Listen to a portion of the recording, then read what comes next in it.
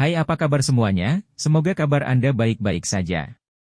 Terima kasih karena sudah memberikan support dan juga kesetiaan Anda untuk membangun channel Codot Film. Yuk kita lanjutkan alur ceritanya, sambil siapin kopi dan cemilan, setting suara volume full. Gasken. Manik inti. Banyak sinar cahaya tersebar dari langit ke altar kuno. Akhirnya, mereka memasuki bagian dalam altar, seolah-olah itu memiliki bentuk asli, membawa gelombang demi gelombang kehangatan. Xiao Yan duduk bersila di bawah banyak sinar cahaya yang berpotongan. Dia melirik dokter peri kecil di depannya. Tidak ada lagi sedikit pun uap racun yang dipancarkan dari permukaan tubuhnya.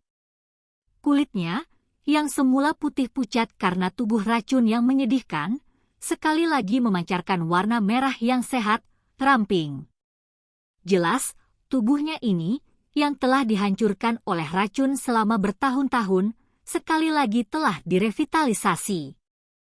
Mata Xiao Yan menyapu sebelum berhenti di perut bawah halus dokter peri kecil. Pada saat ini, energi yang melonjak terletak di tempat itu. Selain itu, energi ini terus menyusut ke titik itu dengan kecepatan yang terlihat dengan mata telanjang. Dalam menghadapi penyusutan ini, tubuh telanjang dokter peri kecil tampak seperti batu giok hangat karena perlahan memancarkan kilau samar. Melihat dari kejauhan, dia tampak seperti peri di langit, memberinya perasaan suci. Mata Xiao Yan menyapu lagi sebelum diturunkan. Orang biasa tidak dapat membayangkan betapa sulitnya menahan daya pikat ini ketika menyebar pada waktu yang tidak terduga. Itu seperti seorang dewi di dalam hati seseorang yang tiba-tiba menunjukkan penampilan yang mempesona di depan dirinya. Itu seperti jimat yang tiba-tiba dilepaskan. Mata Xiao Yan mengamati hidungnya sementara hidungnya mengamati hatinya. Ini berlangsung sesaat tapi Xiao Yan masih belum bisa memfokuskan pikirannya.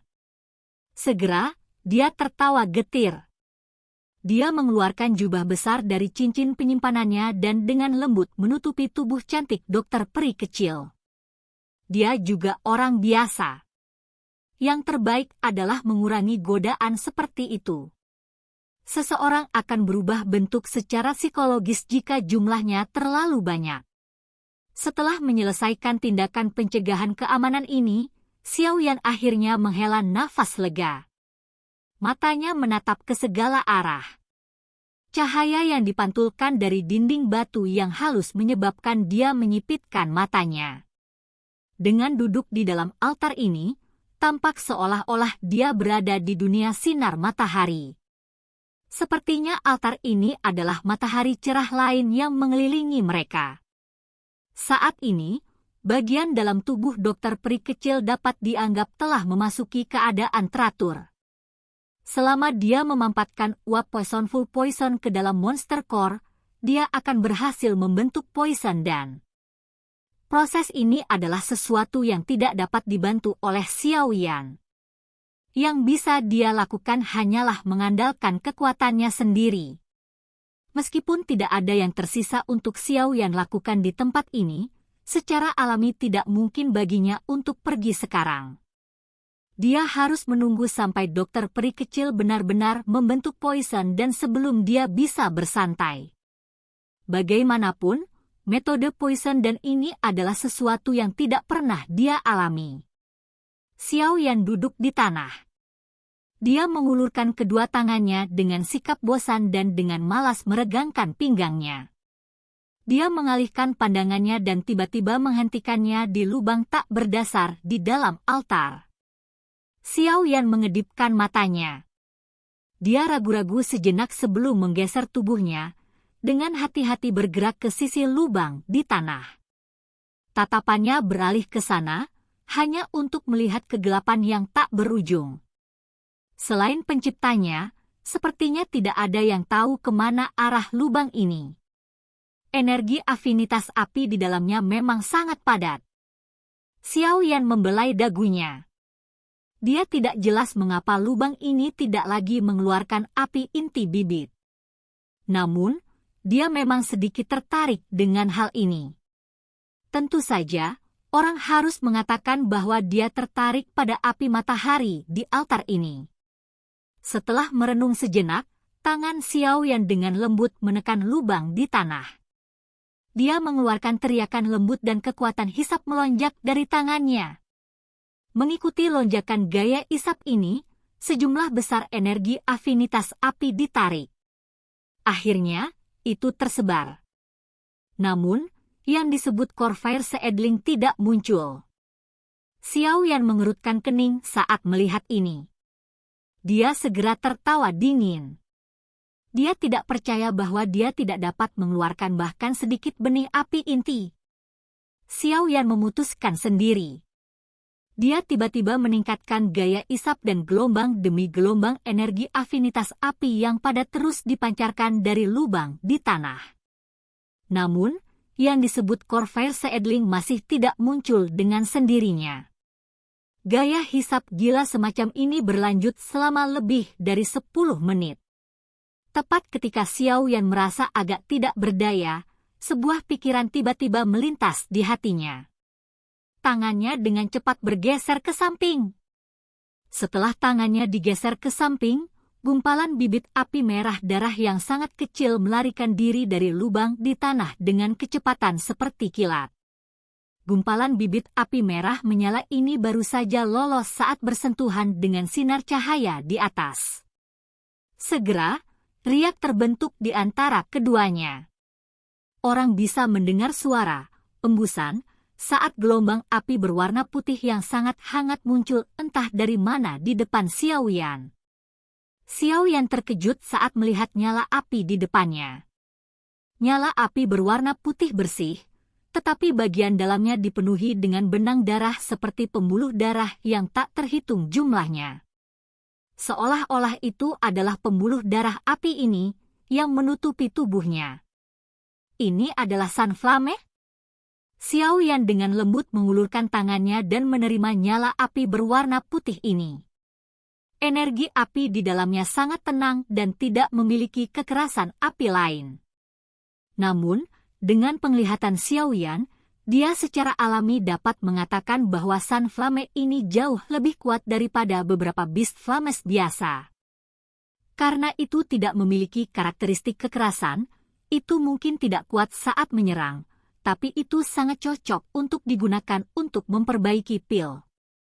Bagaimanapun, itu sedikit lebih mudah untuk mengendalikannya. Aku ingin tahu apakah San Flame ini dapat memberi makan Flame Creation skillku. Sebuah pikiran tiba-tiba terlintas di benak Xiao Yan saat dia melihat api putih ini. Saat ini, Life Transformation Flame hanya dalam bentuk embrio. Itu jauh dari cukup baginya untuk menggunakannya untuk membentuk lotus api pemusnahan. Jika San Flame ini juga bisa diubah menjadi makanan untuk Life Transformation Flame seperti api binatang lainnya, dia akan mendapatkan sesuatu secara gratis. Xiao Yan tidak ragu sedikit pun saat pikiran ini melintas di hatinya. Dia mengepalkan tangannya dan menyerap api matahari ke dalam tubuhnya. Setelah itu, Glazed Lotus Heart Flame melonjak keluar dan dengan mudah memurnikannya. Setelah itu, nyala api itu bergabung dengan api transformasi kehidupan kecil di tubuhnya. Ini memang efektif. Ketika api matahari bergabung dengan benih api, Xiao Yan dapat dengan jelas merasakan benih api itu berkembang secara signifikan. Jenis pembengkakan ini jauh lebih besar daripada saat dia menyerap beberapa api binatang biasa. Sukacita melintas di hati Xiao Yan saat dia merasakan efek unik dari San Flame ini. San Flame ini tidak sesulit dijinakkan sebagai Beast Flame. Itu juga sangat mudah untuk memperbaikinya. Jika ada sejumlah besar, itu mungkin untuk menumbuhkan benih api transformasi kehidupan ini. Setelah memikirkan bagaimana pemusnahan api lotus akan memiliki sumber daya yang cukup untuk dilepaskan tanpa khawatir setelah penguatan flame transformasi kehidupan ini, hati Xiao Yan tiba-tiba menjadi panas membara. Matanya tiba-tiba beralih ke lubang di tanah di depannya saat dia tertawa. Dia sekali lagi mengulurkan tangannya dan kekuatan isap tiba-tiba muncul. Pengisapan ini berlangsung selama lebih dari 20 menit sebelum gumpalan biji api kecil berwarna darah muncul dari lubang di tanah. Itu ditelan oleh Xiao Yan setelah bergabung dengan sinar matahari dan membentuk Sun Flame.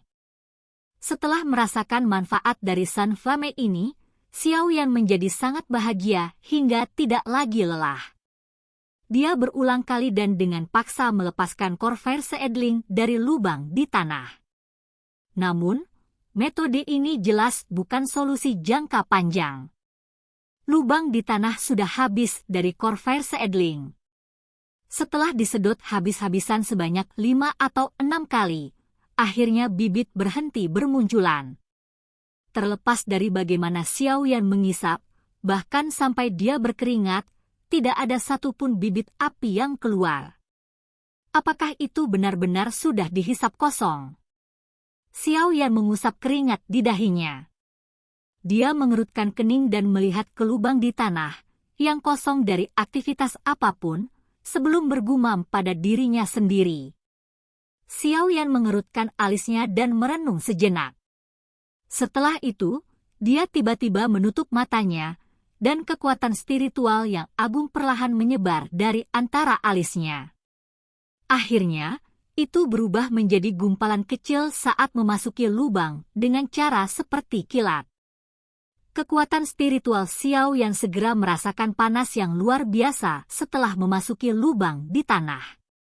Meskipun kekuatan spiritualnya dilindungi oleh api surgawi, dia masih merasakan sedikit pusing. Hati Xiao yang menjadi dingin saat dia merasakan pusing ini. Ada racun api yang begitu pekat di bagian dalam lubang ini. Apalagi racun api semacam ini bahkan mampu mengikis jiwa seseorang. Tepat ketika Xiao Yan ragu-ragu untuk menarik kekuatan spiritualnya, lampu merah tiba-tiba berkedip di daerah terdalam dari lubang hitam gelap. Hah! Lampu merah yang berkedip-kedip dirasakan oleh Xiao Yan. Segera, dia berteriak kaget. Dia ragu-ragu sejenak sebelum menggerakkan kekuatan spiritualnya. Dia bergegas ke tempat di mana cahaya merah itu berkedip-kedip. Kecepatan bolak-balik kekuatan spiritual sangat cepat. Sesaat kemudian, cahaya merah muncul di depan pemandangan spiritual Xiao Yan.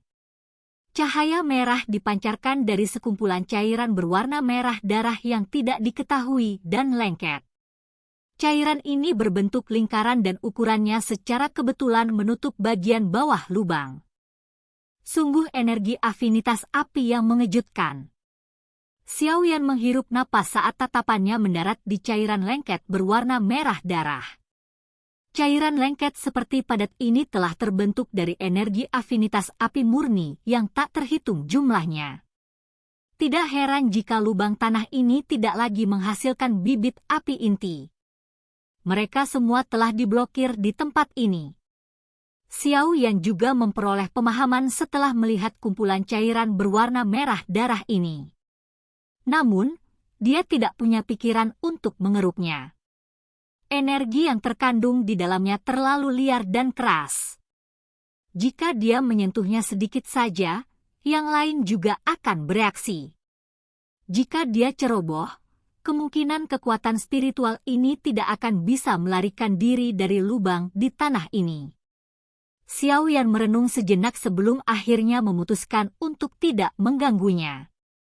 Tepat ketika dia hendak berbalik dan pergi, bagaimanapun, dia tiba-tiba melirik cahaya berwarna merah yang berkedip-kedip di dalam cairan berwarna merah. Ini adalah...